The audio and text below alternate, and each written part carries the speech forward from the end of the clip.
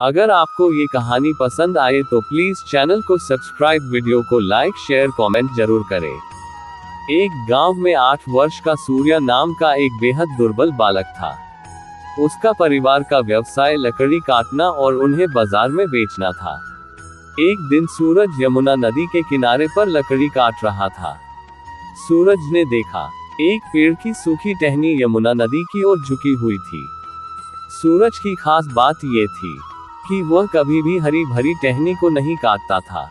उसने देखा कि जो टहनी यमुना नदी की ओर झुकी हुई है, वह बिल्कुल सूखी हुई है।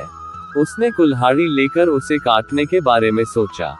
जैसे ही सूरज ने टहनी काटी, टहनी कटकर नदी में गिर गई और सूरज ने भी उसी टहनी के लिए यमुना नदी में छलांग लगा दी। यमुना नदी का बहाव बहुत ज्यादा तेज था, क्योंकि वह मौसम बारिश का मौसम था। सूरज काफी देर तक नदी से बाहर निकलने के लिए प्रयास करता रहा, परंतु उस धारा में खुद को बहने से ना रोक सका। काफी मेहनत करने के बाद भी वह सफल नहीं हो पा रहा था और नदी के बहाव के साथ ही बहता जा रहा था। उसने मदद के लिए श्री कृष्ण को याद किया। उससे पहले कभी भी सूरज ने अपने निजी हितों के लिए श्री कृष्ण को याद नहीं किया था। श्री कृष्ण भी अपने भक्त की पुकार सुनते ही नदी के किनारे पर प्रकट हो गए। उन्होंने देखा कि सूरज बेहोश और अचेत अवस्था में है।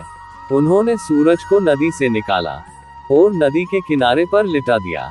सूरज की आंखें बंद थी, परंतु उसको एहसास हो रहा था कि किसी ने उसे बीच नदी से बाहर निकाला है और उसकी देखरेख कर रहा है। जैसे ही सूरज की नींद खुली, उसने देखा उसके आसपास कोई भी नहीं है, परंतु वहां पर एक मोर पंख पड़ा था। इस मोर पंख को देखकर वह समझ गया कि उसके प्रभु श्री कृष्ण ने ही उसे बचाया था।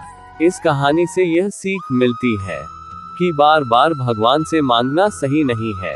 भगवान मुझे ये दे दो, वो दे दो। भगवान आपको सभी सुख सुविधाएं देंगे जब सही समय होगा और आप उन सुविधाओं को पाने योग्य होंगे।